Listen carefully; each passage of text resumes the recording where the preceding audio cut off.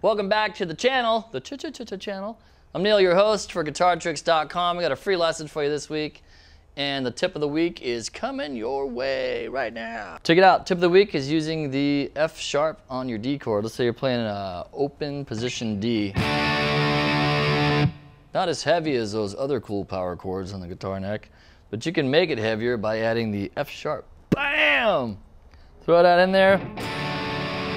You got a nice chunky D chord. Goes good with the G. We like to hang out together. Tipperific. On to our lesson. Stopping extraneous, big word, string noise on your guitar. Especially if you're just learning or you're trying to get your leads down and there's all this other stuff going around that you didn't want to happen. I'll show you what I use to help mute the other strings while I'm playing. For basic bar chord like the A, I'll let the thumb kind of hang out over the E string. Also, if I'm doing a power chord on the A string like a D,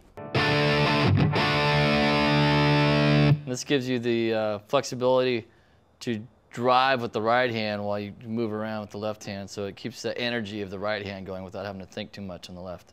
Now, if I was doing a more full bar chord on the 5th string, like a D major, I would let the tip of my index finger rest against the E string to stop that from ringing like this. If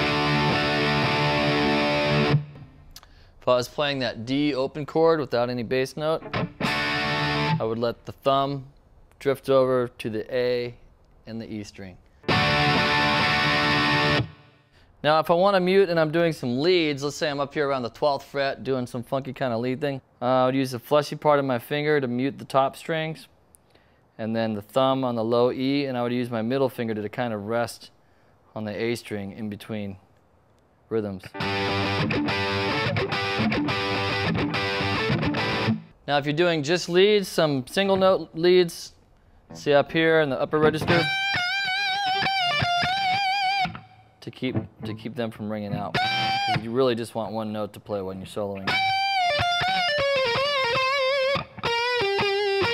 You're focusing most of your finger work on holding those notes, getting good bends in. I'll do a lot of the muting, palm muting, right here at the bridge, and I'll kind of mute the lower strings as I'm picking the higher ones. And as I move down the scale, I'll kind of move my hand down the bridge too.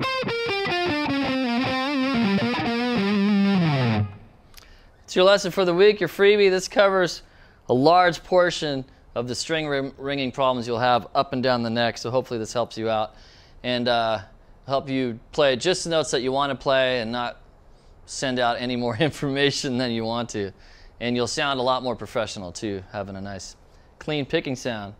So thanks for tuning in. Leave me a request. The GuitarTricks.com forums. We're also on YouTube, Twitter, MySpace, and Facebook. Booking it. Yeah. Book it, Dano. We'll be back here in 7 days. Pick up your guitar. Try out something new. Woo!